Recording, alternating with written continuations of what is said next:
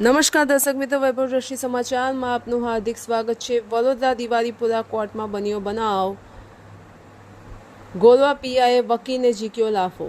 વડોદરા દિવાળીપુરા કોર્ટમાં ગોરવા પોલીસ સ્ટેશનની મહિલા સેકન્ડ પીઆઈ ચંદ્રિકાબેન આંસુદાર અને કોન્સ્ટેબલે હાઈકોર્ટના વકીલને લાફો ઝીકી દીધો હતો।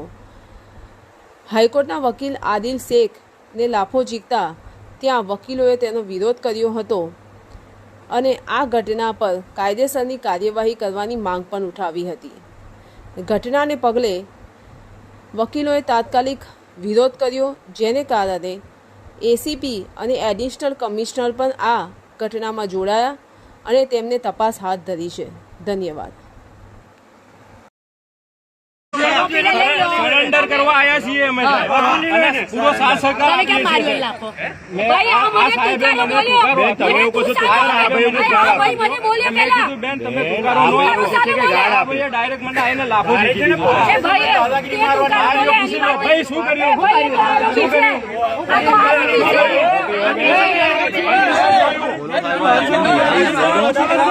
देखा तो यार हाँ कैमरे में तो देखा भी है।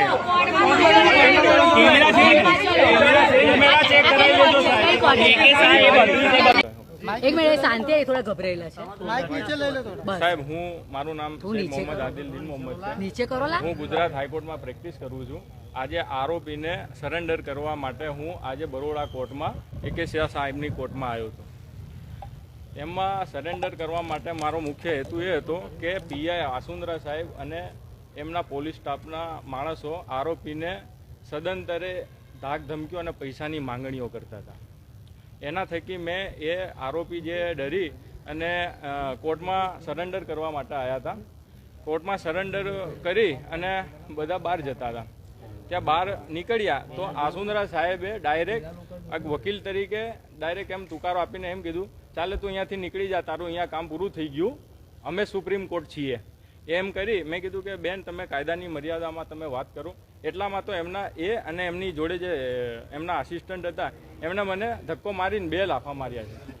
ને કેમ સરેન્ડર અરજી કરી હતી કે મેં સરેન્ડર અરજી એટલા માટે કરી હતી કે આ ગોરવા પોલીસ સ્ટેશનના પીઆઈ નિરંતર બધાને જેટલા અરજદારો હોય કે ફરિયાદી હોય એમને બેફામ વાળી વિલાસ વર્તન કરે છે, એમને માર મારે છે, પૈસાની માંગણીઓ કરે છે અને અગાઉ 2 વ્યક્તિઓ આજે રજૂ થયા હતા એમને એટલું બધું ગેરવર્તણૂક કર્યું હતું કે પ્રાઇવેટ પાર્ક પકડાઈ અને એમને ત્યાં પોલીસ સ્ટેશનમાં ફરાયા હતા।